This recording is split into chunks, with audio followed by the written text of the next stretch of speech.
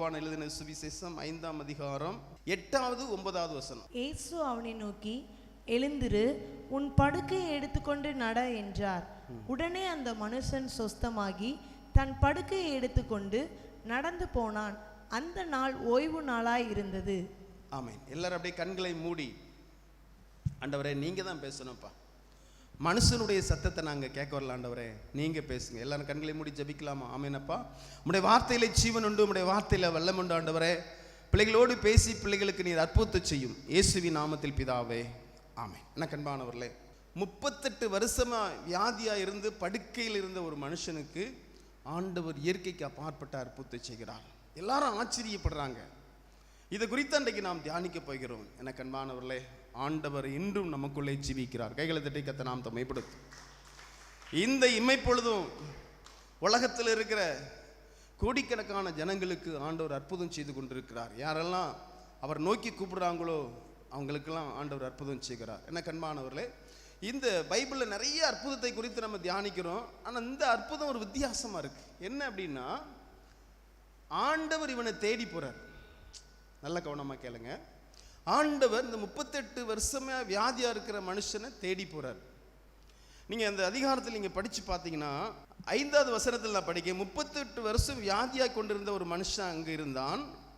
படுத்திருந்த அவனை இயேசு கண்டு அவன் வெகு காலமாய் வியாதியஸ்தன் என்று அறிந்து அவனை நோக்கி, சுஸ்தமாக வேண்டும் என்று விரும்புகிறாயா?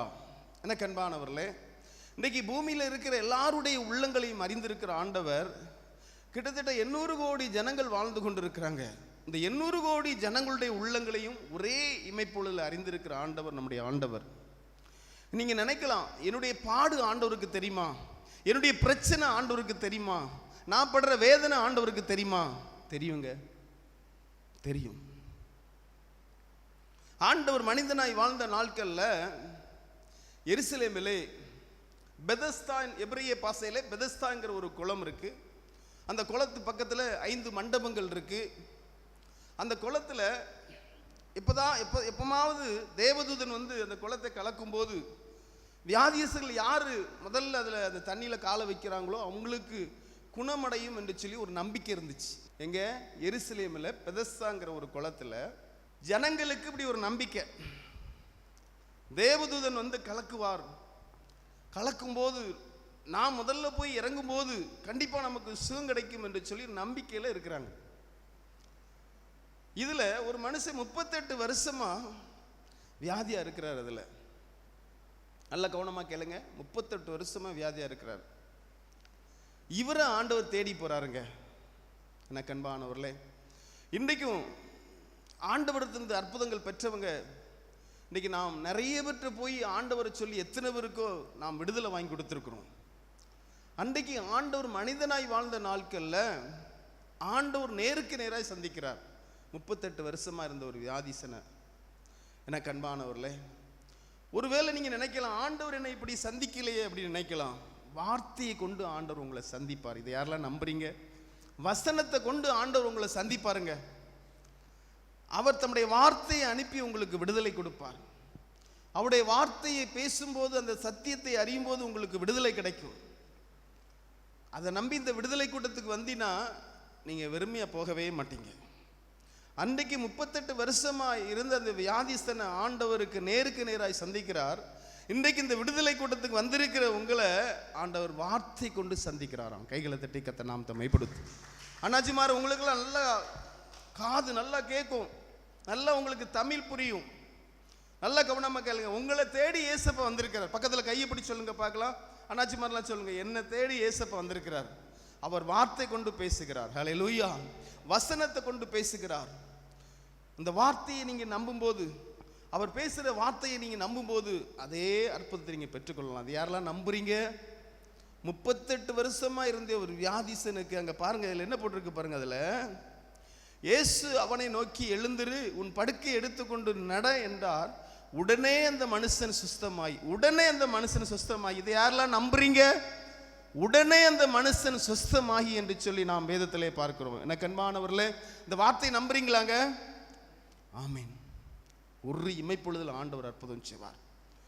38 வருஷமா இருந்த ஒரு வியாதிசனை பார்த்து நீ எழுந்திரு, உன் படுக்கை விட்டு எடுத்துக்கொண்டு நட என்று சொன்ன உடனே அவன் சொஸ்தமாகி என்று சொல்லி வேதம் சொல்லுது. எனக்கு அன்பானவர்களே, இப்படிதான் ஏசப்பா அற்புதம் செய்வார். ரொம்ப நாளா இருக்கு எனக்கு பிரச்சனை, ரொம்ப நாளா நான் வேதனைப்படுகிறேன். எந்த இமைப்பொழுது இந்த வார்த்தையை நீ நம்பு, ஆண்டவர் என்னோடு பேசுகிறார், இந்த வார்த்தையை நம்பு. எனக்கு அன்பானவர்களே, இப்படிதாங்க ஆண்டவர் அற்புதம் செய்வார். இப்படிதான் ஆண்டவர் அற்புதம் செய்வார். எனக்கு அன்பானவர்களே, நல்லா பாருங்க, நிறைய இடத்துல ஆண்டவர் அற்புதம் செய்யும் போது உன் விசுவாசம் உன்னை ரட்சித்தது, உன் விசுவாசத்தின்படி ஆக கடவது. அது மாத்திரமல்ல, இன்னொரு இடத்துல சொல்லுவாரு, இதை செய்ய எனக்கு வல்லமை உண்டு என்று சொல்லி நீங்க விசுவாசிக்கிறீங்களா என்று சொல்லி 2 குருடர்கிட்ட கேட்பார். ஆம் ஆண்டவரே, நாங்கள் விசுவாசிக்கிறோம். உடனே அவங்க ஆண்டவர் அந்த குருடருக்கு ஆண்டவர் பார்வையடை வைப்பார். ஆம், விசுவாசிக்கணும்னு அப்படியே ஆகட்டும் என்று சொல்லி கையை தொட்டு அவர் குணமாக்குவார் என்று சொல்லி நாம் வேதத்திலே பார்க்கிறோம். ஆனா இந்த அற்புதம் என்ன அப்படின்னா, இவனுக்கும் ஏசப்பாவுக்கும் சம்பந்தம் இல்லைங்க. ஏசு யாருன்னு இவனுக்கு தெரியாது. இந்த 38 வருஷமா இருந்த வியாதிஸ்தனுக்கு ஏசு கிறிஸ்து யாருன்னு இப்போ நமக்கெல்லாம் தெரியுங்க. கடவுள் ஏசு அப்படின்னு சொல்லி யாருக்கெல்லாம் தெரியும் சொல்லுங்க பார்க்கலாம். எனக்கு தெரியுங்க, ஏசு கிறிஸ்து தான் கடவுள், அவர் தான் உண்மையான கடவுள், அவர் தான் இறைவன் சொல்லி எனக்கு தெரியும். உங்களுக்கு யாருக்கெல்லாம் தெரியும்? ஆமென், பரவாயில்ல, எல்லாருக்கும் தெரியும். நான் பைபிள் சொல்லுது, தேவனை ஒருபோது ஒரு காலம் ஒருவனும் கண்டதில்லை, பிதாவின் மடியில் இருக்கிற ஒரே பேரான குமாரனை அவர் வெளிப்படுத்தினார். கடவுள் இயேசு என்று சொல்லி நமக்கு தெரியும். ஆனா இந்த 38 வருஷமா இருந்த வியாதிசனுக்கு இயேசு யாருன்னு தெரியாது. ஆண்டவர் பேசுறார் அவன்கிட்ட. என்ன பேசுறாரு? படுத்திருந்த அவனை இயேசு கண்டு, 38 வருஷமாய் படுத்திருந்த அவனை கண்டு ஆண்டவர் கேட்கிறார் அவனை நோக்கி, சுஸ்தமாக வேண்டும் என்று விரும்புகிறாயா? கேளுங்க அண்ணாச்சி, கேளுங்க. ஆண்டவர் என்ன கேட்கிறாருன்னா, சுஸ்தமாக வேண்டும் என்று விரும்புகிறாயா? இப்போ உங்களுக்கு என்னங்க பிரச்சனை? இப்போ உங்களுக்கு என்ன பிரச்சனை? 38 வருஷம் ஒரு வியாதியசனை பார்த்து சுஸ்தமாக வேண்டும் என்று விரும்புகிறாயா என்று சொல்லி கேட்கிறார். இப்போ நமக்கு என்னங்க பிரச்சனை? உங்களுக்கு தெரியும் என்ன பிரச்சனை. ஆண்டவர் அவனை பார்த்து கேட்கிறாரு. ஏன்னா 38 வருஷம் வியாதியசனை பார்த்து அவன் படுக்கையில் இருக்கிறான், அவன் எழும்ப முடியாது.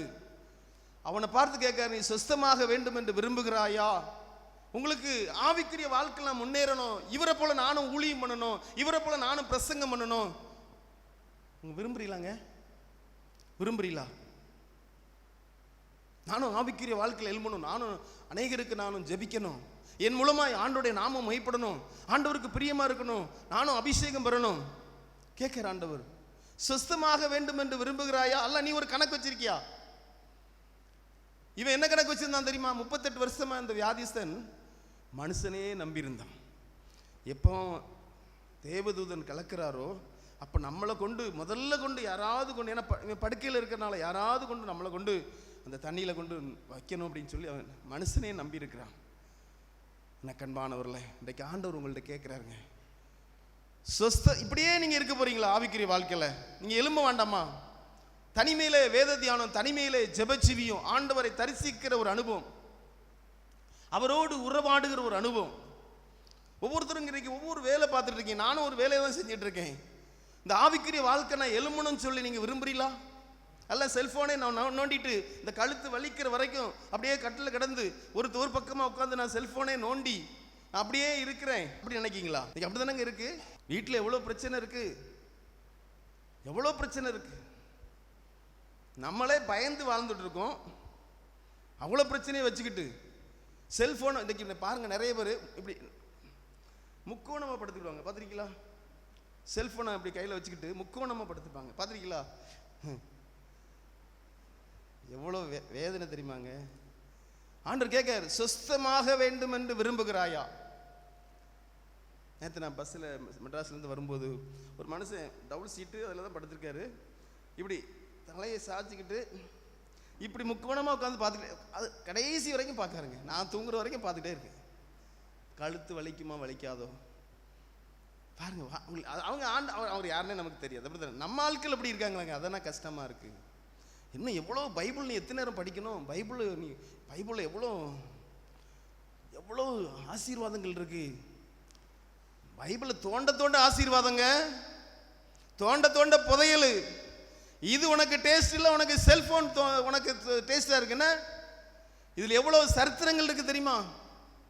இங்க எவ்வளவு ராஜாக்கள் அரசியல் பண்ணதெல்லாம் இருக்கு. நீ இங்க உள்ள அரசியலை பார்த்துட்டு இருக்க. அப்படித்தானே இருக்கு இன்னைக்கு. இங்க நிறைய அரசியல் இருக்குங்க தெரியுமா? பைபிள்ல தாவீது எப்படி அரசியல் பண்ணான்னு உங்களுக்கு தெரியுமா? யோசித்து பாருங்க. ஆண்டவர் கேட்காரு, சொஸ்தமாக வேண்டும் என்று விரும்புகிறாயா? நேரத்தை குறித்து ஆண்டவர் கணக்கு கேட்பாருங்க. வீண் வார்த்தை குறித்து கொண்ட கணக்கு கேட்பாரு. நேரத்தை குறித்து கணக்கு கேட்பாரு. எனக்கு அன்பானவர்களே, நான் என்ன முடவனா இருக்கேன்? ஆவிக்குரிய வாழ்க்கையில முடவனா இருக்கிற உனக்கு யாராவது ஜெபிக்க வேண்டியது இருக்கு. இது முடவன் தானே. அன்றைக்கு எப்படி அந்த 38 வருஷமா இந்த வியாதியை அந்த மனுஷனே நம்பி இருந்தானோ, நீங்க ஆண்டவர் உங்களுக்குள்ள இல்லை, அவர் துணை இல்லைன்னா ஏதாவது ஒரு மனுஷனுக்கு நீங்க அடிமையாக தாங்க இருப்பீங்க. உண்மை. யாரா இருந்தாலும் சரி. அவர் தாங்க எல்லாவற்றையும் செய்கிற கர்த்தர். பக்கத்தில் கையை பிடிச்சு சொல்லுங்க பார்க்கலாம். அப்படி ஆண்டவர் எல்லாவற்றையும் செய்கிற கர்த்தர். எனக்கு ரொம்ப பிடிச்ச ஒரு வசனங்க. அவர் சொல்றாரு, சொஸ்தமாக வேண்டும் என்று விரும்புகிறாயா? இன்னைக்கு உங்கள்கிட்ட தாங்க கேட்கிறாரு.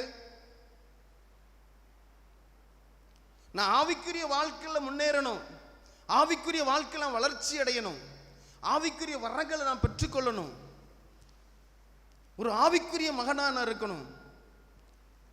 அதான் டேஸ்ட் ஜீவியம். பாருங்க, முடவனாவே இருக்கிற அதே இடத்துல இருக்கிற அந்த பெதஸ்தா குளத்துக்கு அது அண்டையிலே கிடக்கிறான் முடமாய் 38 வருஷமாய். யோசித்து பாருங்க பார்க்கலாம். ஒரு இமைப்பொழுதுல ஆண்டவர் அற்புதம் செய்கிறார். அவனை நேரில் கேட்கிறார், சொஸ்தமாக வேண்டும் என்று விரும்புகிறாயா? இன்றைக்கு உனக்கு ஆவிக்குரிய வாழ்க்கையில் முன்னேறம். போன வாரத்தில் கூப்பிட்டு அபிஷேகம் பெறணும் அப்படிங்க ஒரு 2-3 பேர் தான் வாயை திறந்திருக்காங்க. ஒருத்தரையும் குறை சொல்லலை. வாயுமா திறக்க முடியாது. பைபிள் சொல்லு, உன் வாயை விரிவாத்தர உன்னை நிரப்பேன்னு சொல்றாரு. எந்த ஒரு ஊழியக்காரும் எந்த ஒரு மனுஷனுக்கும் அபிஷேகத்தை கொடுக்க முடியாது. யாரும் அப்படி வாங்கவே முடியாது. ஆண்டவர் தாகத்தோடு இருந்தால் தான் ஆண்டவர் உங்களுக்கு அபிஷேகத்தை கொடுப்பார். சரி, அண்ணாச்சிமாரெலாம் அபிஷேகத்தில் இருந்தால் தான் ஆண்டவருடைய ஆசீர்வாதத்தை பெற்றாதான் பரலோகத்துக்கு போக முடியும். வந்து வெறுமையாக பேரக்கூடாதுன்னா ஒரு 2-3 பேர் தான் வாயை திறக்கிறாங்க. இவங்களை ஏதோ நம்ம ஏதோ இவங்களை கண்டிஷன் பண்ணுறது போல வாயை திறக்க மாட்டேங்காங்க. யோசித்து பாருங்க பார்க்கலாம். கேட்கற இன்னைக்கு கேட்காருங்க, இந்த வாரத்தில் கேட்காரு, சொஸ்தமாக வேண்டும் என்று விரும்புகிறாயா? முடமாய் ஆவிக்குரிய வாழ்க்கையில் எழும்பாதபடி நாம் முடமாய் இருந்தோம் என்று சொன்னால் பயம், குழப்பம், எதிர்காலத்தை குறித்து ஒரு பயம் இருக்குங்க. எதிர்காலத்தை குறித்து ஐயோ நான் என்ன செய்வேன், நான் என்ன செய்வேன் என்று சொல்லி ஒரு பயம் இருக்கும். எனக்கு அன்பானவர்களே, உங்கள்டையுமா கேட்காருமா ஆண்டவர், என்னம்மா முடிவில் இருக்கீங்க கேட்காரு. ஆமீன். சொஸ்தமாக வேண்டும் என்று விரும்புகிறாயா? எனக்கு ஒரு பிரச்சனை இல்லை, இப்போ நான் ஓரளவு நல்லா தான் இருக்கிறேன். இல்லையே, ஆவிக்குரிய வாழ்க்கையில் வளர்ச்சி இல்லையே. நீ ஆவிக்குரிய வாழ்க்கையில் நீ வளர்ச்சி அடைஞ்சா நீ சும்மா வரமாட்ட. அதுக்கு ஒரு அடையாளம் என்ன தெரியுமா? வரும்போது ஒரு 10 பேர் அழைச்சிட்டு வருவேன். இதுதான் அடையாளம். புரியுதா உங்களுக்கு? இங்க என்ன நடக்கு பாருங்க. 15 வசனத்தை படிக்க. அந்த மனுஷன் போய் தன்னை சொஸ்தமானவர்கள் இயேசு என்று யூதர்களுக்கு அறிவித்தான். சொல்ற புரியுதா இப்போ உங்களுக்கு? நீ சொஸ்தமானா என்று சொன்னா இவன் யூதர்களெல்லாம் போய் சொல்றான், இயேசு என்னை குணமாக்கினார். 38 வருஷமா இருந்த ஒரு வியாதியஸ்தன் அவன் போய் யூதர்கள்ட்ட போய் சொல்றான், 38 வருஷமா நான் முடவனா இருந்தேன், இயேசு என்னை குணமாக்கினார், இயேசு என்னை சொஸ்தமாக்கினார். அவர் கேட்டார், சொஸ்தமாக வேண்டும் என்று விரும்புகிறாயா? எவ்வளவு பாருங்க, இந்த வார்த்தை வருமாங்க உங்களுக்கு? இன்னைக்கு ஒரு தீர்மானம் போடுங்க, செல்போனை நான் நோண்ட மாட்டேன். இன்னைக்கு ஒரு தீர்மானம் போடுங்க. அப்போதான் உன் குடும்பத்துக்கு ஏசப்பா வருவார். பக்கத்தில் கையை பிடிச்சி சொல்லுங்க பார்க்கலாம்.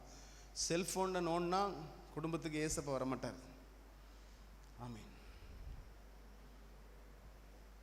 செல்ஃபோன் நோண்டாட்டா வேற வீண் வார்த்தை பேசினாலும் அதுவும் செல்ஃபோன் மாதிரி தான். புரியுதா உங்களுக்கு? என்கிட்ட செல்ஃபோனில் சின்ன ஃபோன் தான் இருக்குது, பட்டன் செல் தான் இருக்குது அப்படின்னு நினச்சிட்டு, அது இல்லைன்னா வீண் வார்த்தை பேசினாலும் சிரிப்பு, நிறைய பேர் சிரிப்பு பார்ப்பாங்க தெரியுமா, காமெடியே. வீட்டுக்கு காமெடி வந்துடும் தெரியுமா உங்களுக்கு, அது உண்மைங்க. வீட்டுக்கு காமெடி வந்துடும். நீ காமெடி பார்த்துட்டே இருங்க, செய்தி வந்துக்கிட்டே இருக்கும், வீட்டில் பிரச்சனை வந்துக்கிட்டே இருக்குங்க. உண்மை, நீ அனுபவம் நினைக்காதீங்க. இதுதான், நீங்கள் ஒரு வேளை இந்த அண்ணன் மாட்டிப்பாங்களோன்னு நினச்சிங்களா? இதாங்க, நம்ம காமெடியை பார்த்தா வீட்டுக்கு காமெடி வந்துடும். புரியுதா உங்களுக்கு? சும்மா இல்லைங்க, நம்ம ஆண்டவர் ஜீவன் உள்ள தேவன். கைகளை தட்டி கத்த நாமத்தை மைப்படுத்தும். ஹல்லேலூயா, ஆமென். எனக்கு செல்ஃபோனும் வேண்டாம், ஒன்றும் வேண்டாம், நான் சும்மா இருப்பேன். செல்ஃபோனே நோண்ட மாட்டேன், ஒன்றையும் நான் வேலை உண்டு, நான் வீடு உண்டு. இது பெரிய சிக்கல். புரியுதா உங்களுக்கு? அப்போ கேட்குங்க, இதுக்கு என்ன சிக்கல் வரும்? அதுதான் பைபிளில் போட்டிருக்கு. அவரை அறிகிற அறிவு உனக்கு இல்லைன்னா கேடானவைகளை செய்யும்படியா ஆண்டவரே கேடான சிந்தைக்கு நீ ஒப்பு கொடுத்துருவாராம். உன்னை படைச்சது ஒரு நோக்கம் இருக்குங்க. நம்ம ஒரு வீட்டில் ஒரு செடி வச்சிருக்கிறோம் அப்படின்னா சும்மா எல்லா செடியும் கொண்டு வீட்டில் கொண்டு வைப்போமாங்க? காட்டில் இருக்க செடியை யோசித்து பாருங்க. காட்டு செடியை வீட்டில் கொண்டு வைப்பீங்களா? தண்ணி ஊற்றுவீங்களா? வைப்பீங்களா? வைக்க மாட்டோம். அந்த செடி நிமித்தம் ஒன்று என்னலாவது கொடுக்கணும், கனி இல்லாட்டாலும் என்னலாவது கொடுக்கணும். அதே போலதான் ஆண்டவர் நம்மளை படைத்த நோக்கம் ஒன்று உண்டுங்க. உன் மூலமாய் அவருடைய நாமம் மைப்படணும். நீ போயிட்டு வந்து தூங்குறது, மிருகத்தை போல தூங்குறது, இருக்கிறது, அப்படி அதற்காக ஒன்று அவர் உருவாக்கலை. 38 வருஷமா இருந்த ஒரு வியாதிசனை பார்த்து கேட்கிறாரு, சுஸ்தமாக வேண்டும் என்று விரும்புகிறார். இவன் என்ன நினைக்கிறான் தெரியுமா? இவனுடைய எண்ணம் பூரா எப்படி இருந்துச்சு தெரியுமா? ஏன்னா இவனுக்கு ஆண்டவரை தெரியாது, ஆண்டவர் யாருன்னு தெரியாது. இவனுடைய எண்ணம் பூரா எப்படி இருந்துச்சு? நம்மளை அந்த தேவதூதன் வந்து கலக்கும் போது, இன்றைக்கு அப்படியே நினைக்கிற அப்படித்தாங்க. ஊழியக்காரன் நம்புவாங்க, பத்திரிக்கைலா. நீ ஊழியக்காரன் நீ நம்புனா உன்னுடைய வாழ்க்கையில் எந்த ஒரு ஆசீர்வாதம் நீ பெற்றுக்கொள்ள முடியாது. அவங்க வந்து எனக்கு ஜோம்னணும், அவங்க வந்து எனக்கு ஜோம்னணும், அவங்க வந்து எனக்கு ஜோம்னணும். ஆண்டவர் உன்னை வெறுத்துருவார். பார்த்துக்க, வெறுத்துருவார். நாட்டுக்கு இல்லைங்க. ஊழியக்காரர் யாருக்கு தெரியுமா? ஆண்டவரை அறியாதவங்களுக்கு, ஜெபிக்க முடியாதபடி இருக்கிற கோமா ஸ்டேஜில் உள்ளவங்களுக்கு. புரியுதா உங்களுக்கு? அப்படி எங்கேயாவது இருக்கா பைபிளில்? எடுத்து காமிங்க பார்க்கலாம். ஊழியக்காரங்க யாருக்கு தெரியுமா? முடியாமல் இருக்கிறவங்க, அதாவது ஆண்டவர் அறியாதவங்க. இந்த 38 வருஷமா இருந்தது வியாதியஸ்தனே பாருங்க, ஏசப்பாவை தெரியாது, அதனாலதான் அவர் தேடி போறாருங்க. நீ அவரை தெரிஞ்சுக்கிட்டே நீ என்ன ஊழியக்காரையும் அந்த கூட்டத்துக்கு போனா அற்புதம் நடக்காதா? இந்த கூட்டத்துக்கு போனா அற்புதம் நடக்காதா? நீ ஆண்டவர், உனக்கும் ஆண்டவருக்கும் உறவு இருக்கணும். நீ ஆண்டவரை அறிந்து கொண்டு உன்னுடைய ஜெபஜீவி இருக்கணும். அதுதான் கேட்காரு, சுஸ்தமாக வேண்டும் என்று விரும்புகிறாயா? அவனுக்கு தெரியல, இயேசுவை தெரியல, யாருன்னே தெரியாது. அவன் சொல்றான், அங்க பாருங்க, நான் படிக்கிறேன் கேளுங்க. அதற்கு வியாதிஸ்தன், ஆண்டவரே, தண்ணீர் கலக்கப்படும் போது என்னை குளத்தில் கொண்டு போய் விடுகிறதற்கு ஒருவனும் இல்லை, நான் போகிறதுக்குள்ளே வேறொருவன் வந்து முந்தி இறங்குகிறான் என்றான். இயேசு அவனை நோக்கி, எழுந்திரு, உன் படுக்கை எடுத்துக்கொண்டு நட என்றார். உடனே, நல்லா கேளுங்க, இதுல இந்த வார்த்தையை பார்க்கும்போது, இப்படி ஆண்டவர் அற்புதம் செய்வாரா? செய்வாருங்க. ஆனா அதுல அவருடைய நாமம் மையப்படும். பாருங்க, இப்ப அப்படி நீங்க படிச்சுட்டு வரும்போது இதுல பாருங்க, அவருடைய நாமத்தை அவர் வீணில் வழங்க மாட்டாங்க. பாருங்க என்ன நடக்கு, நான் படிக்கிறேன் பாருங்க. அதற்கு அவர்கள், உன் படுக்கையை எடுத்துக்கொண்டு நட என்று உன்னுடனே சொன்ன மனுஷன் யார் என்று அவனிடத்தில் கேட்டார்கள். சுஸ்தமாக்கப்பட்டவன் அவர் இன்னார் என்று அறியவில்லை. அவ்விடத்தில் ஜனங்கள் கூட்டமாயிருந்தபடியால் இயேசு விலகியிருந்தார். அதற்கு பின்பு இயேசு அவனை தேவாலயத்திலே கண்டு, இதோ நீ சுஸ்தமானாய், அதிக கேடானது ஒன்றையும் உனக்கு வராதபடி இனி பாவம் செய்யாதே. அதுக்கப்புறம் தான் அந்த மனுஷன் யூதர்களுக்கு போய் பிரசங்கம் பண்றான், இயேசு என்னை சுஸ்தப்படுத்தினார் என்று சொல்லி. கைகளை தட்டி கத்த நாம் மைப்படுத்து. அப்போ உங்களுக்கு புரியுதாங்க? நம்மளும் வியாதியஸ்தர்களை தேடி போய் ஆண்டோடைய வார்த்தை கொண்டு பிரசங்கம் பண்ணும்போது அற்புதம் நடக்கும். இதை யாரெல்லாம் நம்புறீங்க? எப்பேற்பட்ட வியாதியஸ்தனாக இருந்தாலும் சரி, நீங்களும் போகணும். அதுதான் இது. யாராவது கர்த்தரால கூடாத காரியம் ஒன்றுமில்லை. அவர் எப்பேற்பட்ட 38 வருஷமா இருந்த ஒரு வியாதியஸ்தனுக்கு ஒரு இமைப்பொழுதில் அற்புதம் செய்திருக்கிறாரு. நீங்களும் அதே போல ஆண்டவர் நேருக்கு நேரம் அன்றைக்கு மனிதனாய் வாழ்ந்த நாட்கள் சந்தி, இன்றைக்கு உங்களை கொண்டு ஆண்டவர் அற்புதம் செய்வார்.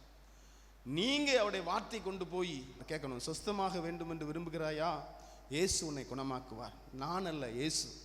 அதில் ஒரு வார்த்தை சொல்றான் பார்த்தீங்களா, அதான் பாருங்க, அதில் பார்த்தீங்கன்னா அது புரிஞ்சுதா உங்களுக்கு? இதோ நீ சொஸ்தமானாய், அதிக கேடானது ஒன்றை உனக்கு வராதபடி இனி பாவம் செய்யாதே. அப்ப இதுக்கு முன்னாடி அவன் பாவம் செய்த நிமித்தம் தான் இவ்வளவு ஒரு பிரச்சனை. இதையும் நம்ம புரிஞ்சுக்கணும். முதல்ல இந்த வார்த்தையில சும்மா எல்லாருக்கும் வேதனை கிடைக்காது, எல்லாருக்கும் உபத்திரம் வராது. நம்ம நினைப்போம், நம்ம பார்வைக்கு இவன் என்ன பாவம் செய்தான் என்று சொல்லி நினைப்போம். ஆனால் பைபிள் தெளிவா சொல்லுது, அதிக கேடானது ஒன்றும் நீ என்ன செய்யாத, செய்யாது, இனி பாவம் செய்யாதே. எனக்கு அன்பானவர்களே, ஆண்டவர் உங்களோடு பேசுகிறாருமா, நல்ல கவனமாக கேளுங்க. வீட்டில் யாருக்கும் பிரச்சனையா, நீங்கள் ஜோம்னுங்க. ஏசப்பா, 38 வருஷமா இருந்த ஒரு வியாதியசனுக்கு நீர் ஒரு இமைப்பொழுது அற்புதம் செய்தீங்களே, இப்பொழுதே விடுதலை கொடுங்கப்பா, அவனை தொடுங்க ஆண்டவரே, அவங்கள தொடுங்க ஆண்டவரே. கேளுங்கம்மா. அதுக்கு தான் ஆண்டவர் கேட்கார், சுஸ்தமாக வேண்டும் என்று விரும்புகிறாயா?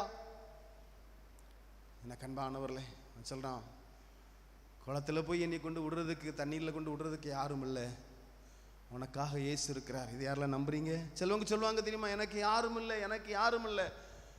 சர்வ வல்லமுள்ள தேவன் நமக்கு இருந்தா போதுங்க, இவர் போதும் நமக்கு, எந்த மனுஷனும் நமக்கு தேவையில்லை. சொல்லுங்க, ஏசப்பா நீர் மாத்திரம் எங்களுக்கு போதும் ஆண்டவரே. ஆமென். எத்தனை மனிதர்கள் இருந்தாலும் சரி, உதவி செய்கிறது ஆண்டவர் தாங்க, அற்புதம் செய்கிறது ஆண்டவர் தான். இதை நாம் சரியாக நாம் புரிந்து கொள்ள வேண்டும். இன்னைக்கு சிலவங்க ஒரே டாக்டரை நம்பியிருப்பாங்க தெரியுமா, அது அவங்களுக்கும் இந்த வார்த்தை பொருந்தும். அந்த டாக்டர் தான் ஊசி போடணும், அந்த டாக்டர் தான், அப்படியே டாக்டர்களே நம்பியிருப்பாங்க. பார்த்துருக்கீங்களா? இயேசு உனக்கு இலவசமா அற்புதம் செய்வார், நம்புறியாங்க? இயேசு உனக்கு இலவசமா அற்புதம் செய்வார். என்ன பணம் கேட்டாரா அவன்ட?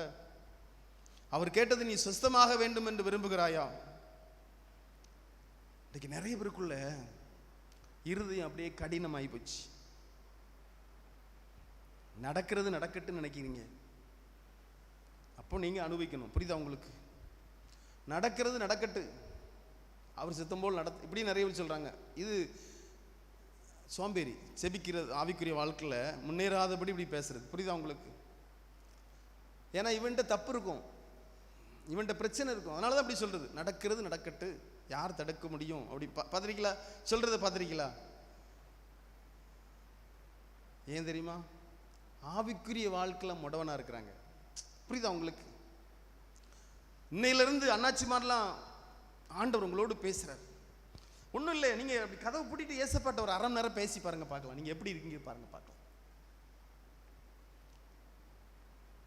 ஒரு அரை மணி நேரம் அவர்கிட்ட பேசுங்க, கதவை பூட்டிட்டு பேசுங்க. கடவுளை நீங்க கண்டுட்டீங்க, உண்மையான ஆண்டவர் அறிஞ்சு அவரை சொல்லி, ஏசப்பா நான் உம்முடைய பிள்ளைப்பா, எனக்கு என்கிட்ட பேசுங்க ஆண்டவர், என்ன எனக்கு இதை செய்யுங்க, மனைவிக்கு அதை செய்யுங்க, பிள்ளைகளுக்கு அதை செய்யுங்க ஆண்டவரே, நீங்க பேசுங்க பார்க்கலாம். நீங்க கதவை பூட்டி ஜெபிக்கிற உங்க ஜெபத்துக்கு உடனே ஏசப்பா பதில் கொடுப்பார். நம்புறீங்களா? நம்புறீங்களா? நம்புகிற மாதிரி கையை தூக்குங்க பார்க்கலாம். ஆமீன். மனைவியை நீங்க பார்க்கணும், அவங்க பாட்டுக்கு அவங்க ஜோம்னுவாங்க.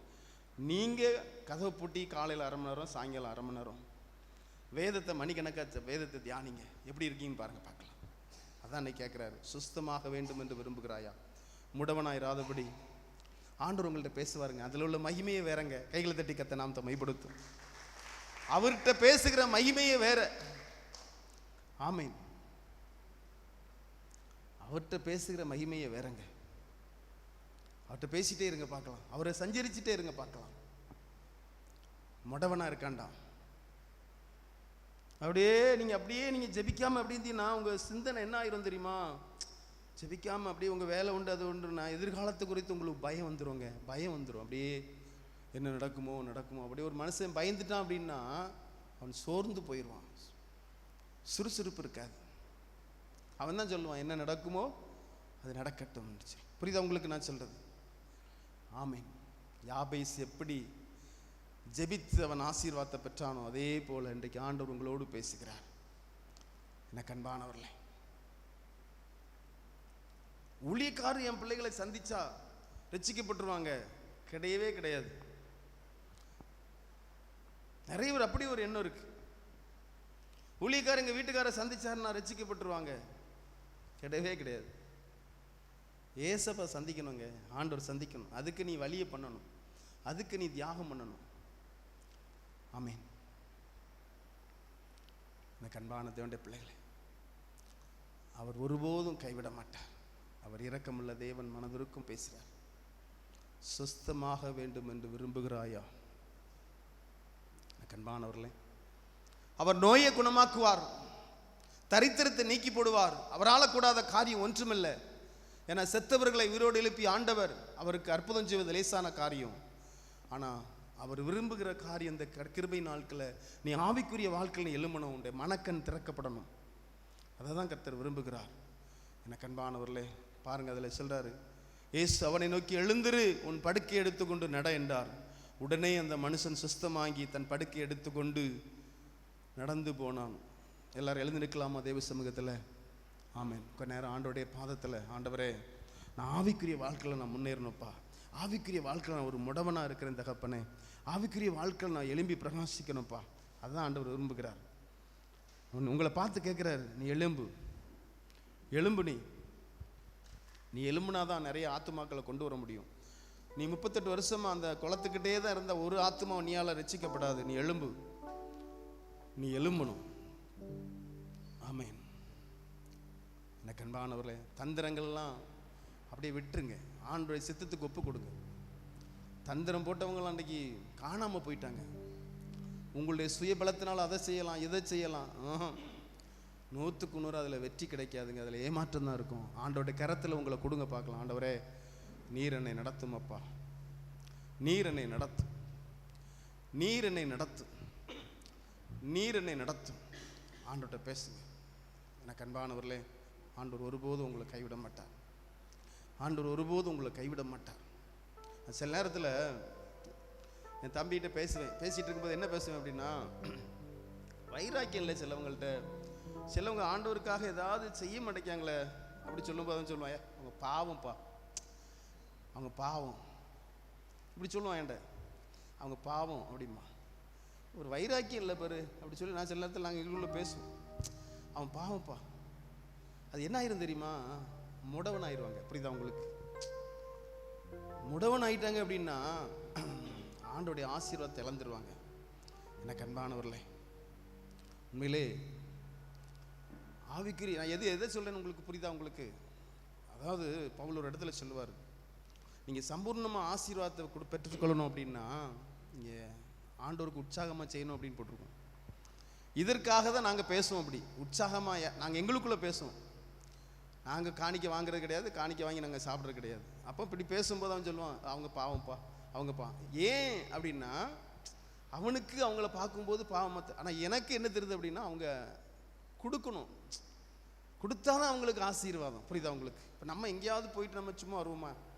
சொல்லுவேன் அவன்கிட்ட. ஏன் சொல்கிறேன் அப்படின்னா, இது ஒரு ஆவிக்குரிய வாழ்க்கையில் நீங்கள் முன்னேறதுக்கு ஒரு காரியம்.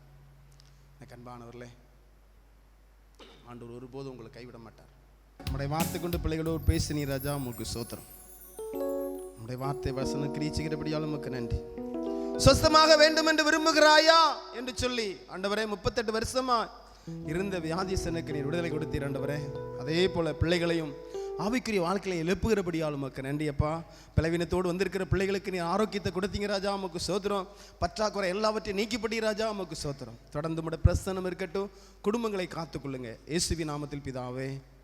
என் ஆத்துமாவே கர்த்தரை சோஸ்தரி, முழுமே பிரசன்ன நாமத்தை சோஸ்தரி. என் ஆத்துமாவே கர்த்தரை சோஸ்தரி, அவர் செய்த சகல உபகாரங்களை மறவாதே.